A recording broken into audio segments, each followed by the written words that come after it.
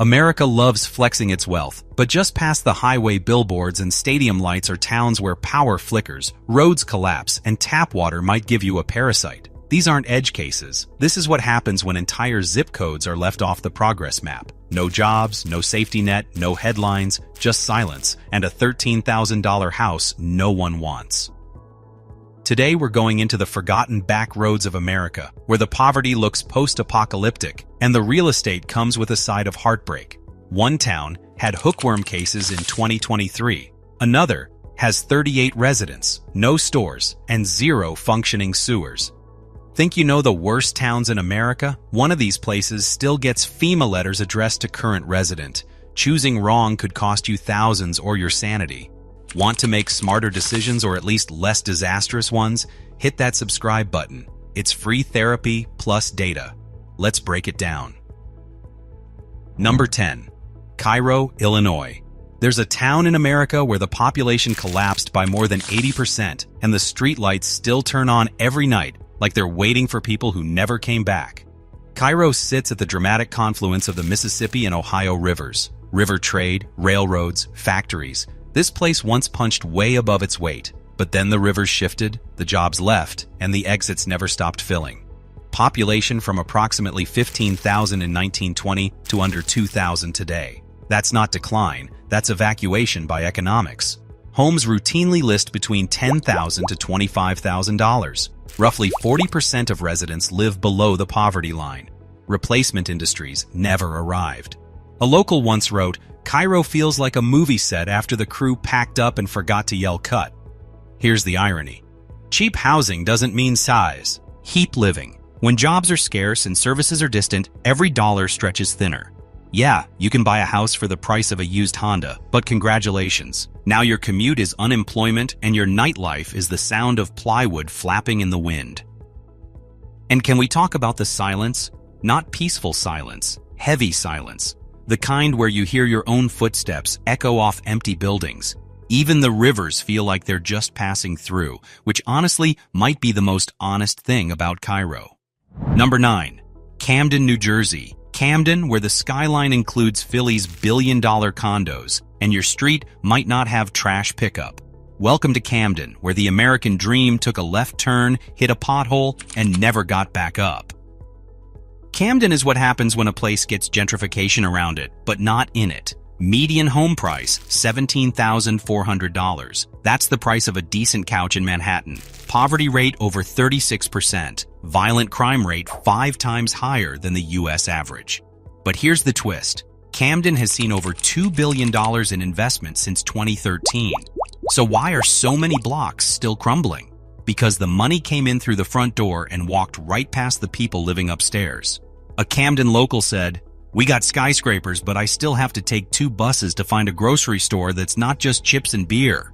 Camden has more cops per square mile than most war zones, but somehow less public trash cans. You can get frisked 3 times buying a sandwich, but you can't find a working ATM. And the roads? Driving through Camden feels like a suspension test your car didn't sign up for. If a company gets $100 million in tax breaks, should they have to hire locals? Let me know in the comments. Number 8. East St. Louis, Illinois. You know a place is in trouble when the biggest economic driver is leaving. East St. Louis is what happens when American neglect becomes a blueprint. Right across the Mississippi from the Gateway Arch is a city where life expectancy is up to 10 years lower than the US average. Median home price around $18,000, which sounds like a steal until you realize some homes literally don't have walls. Poverty rate over 43%. Violent crime rate frequently ranked top 5 most dangerous cities. Some years, number 1. Entire neighborhoods without reliable running water, functional streetlights, or trash pickup. And the kicker? You can see the St. Louis skyline glittering in the distance like a cruel joke. So close to million-dollar condos, but you can't get a pothole filled without summoning a city council seance. Short version, racism, corruption, and redlining had a 3-way and left the kid with the bill. Illinois has overseen East St. Louis's finances for decades, but public schools have had buildings with mushroom growth. Yes, mushrooms inside the school. Fixing it? Not in the budget. And can we talk about the roads? It's like the asphalt has PTSD. I drove 3 blocks and felt like my spine aged a decade. Number 7. Selma, Alabama. Selma helped change the course of American history. You'd think America would have shown up for Selma afterward. It didn't. The Edmund Pettus Bridge is in textbooks and documentaries, but once the cameras left, the investment left with them. Median home price around $22,000 to $25,000. You can buy history for the price of a used pickup. Poverty rate roughly 38 to 40%. Population down more than 25% since the 1960s. The real threat isn't crime, it's stagnation. Watching young people leave because opportunity already did. A local posted, "People come here to see the bridge, then ask where everyone went." That question answers itself. Turns out you can't pay rent with historical hese, ignificance. Here's the uncomfortable truth. Selma gets remembered instead of funded. Federal and state governments love commemorating the past here. But when it comes to infrastructure, schools, healthcare, suddenly budgets tighten. Selma isn't underdeveloped because it lacks importance. It's underdeveloped because importance doesn't come with a line item. Selma fought for voting rights. Now it's fighting for working streetlights. Number 6. Pine Bluff, Arkansas. Pine Bluff isn't poor because it's small. It's poor because it was useful until it wasn't. This city did exactly what America asked. Worked the land, ran the mills, fed the factories, and when the profits dried up, Pine Bluff got the corporate version of "we'll call you." They never did. Median home price around $21,000 to $24,000. Poverty rate roughly 30 to 33%. Violent crime rate about 4 to 5 times higher than the US average. Population down over 25% since 2000. Decline isn't subtle. Empty storefronts, overgrown lots, entire blocks that feel paused mid-sentence. You know it's bad when Zillow says great potential and doesn't even pretend what kind. Most state-level economic development money flows toward Northwest Arkansas, places already doing fine. Pine Bluff gets thoughts and prayers in spreadsheet form. Federal aid often tied to prisons, not job creation. That's not development, that's containment. Also, Arkansas heat deserves its own apology letter. You walk outside and the air just sits on you. No breeze, no mercy. Number 5. Johnstown, Pennsylvania. Johnstown has survived 3 floods, 1 factory exodus, and a tourism economy built on trauma. Welcome to Johnstown, where the American dream got waterlogged and homes now sell for less than a used snowblower. Median home price around $22,000. Population loss from 60,000 plus in the 50s to just over 18,000 today. Poverty rate over 35%. After the 1889 flood killed over 2,000 people, the city became a national symbol for rebuilding. Fast forward a century, and Johnstown's flooding is still an issue, but now the water comes slower, and so does the help. You know things are rough when your town's biggest tourist attraction is a museum about how everything got wiped out. San Diego gets sunshine and biotech. Johnstown gets flooding and nostalgia. Guess which one gets infrastructure funding? Number 4. Marianna, Arkansas. Marianna is the kind of place where even the soul food gave up. A town once famous for barbecue now has more boarded buildings than working stoplights. Median home price $17,000 to $23,000. That's not affordable. That's an SOS. Poverty rate over 45%, one of the highest in the nation. Median household income around $22,000, less than half the US average. Opportunity didn't just leave. It shut off the lights, took the BBQ, and didn't even bother to lie about coming back. You can buy a house for less than an iPhone, but good luck getting cell service to use it. One of the only notable investments? Prison jobs. Because in places like Marianna, incarceration gets more attention than education. Let's talk about the mosquitoes. Delta, Arkansas in summer, it's a blood sport. You're not enjoying the porch, you're part of the buffet. Number 3. Allenville, Missouri. Allenville doesn't have a downtown because the town literally got flooded out and never got put back together. This place is basically America's smallest official ghost town with a zip code. Population approximately 38 people. That's not a typo. That's a bowling league. Median home price, some homes list for under $6,000. Infrastructure, no sewer system, limited electricity, roads you question, touching with a rental car. Allenville doesn't decline slowly. It shrinks like a wool sweater in a hot dryer. You know it's economically dead when the realtor's selling loneliness as cozy living. Flooding here isn't a one-off headline. It's recurrent. But guess what doesn't show up after the floodwaters recede? Consistent federal or state investment. Want a town where FEMA mail doesn't even land anymore?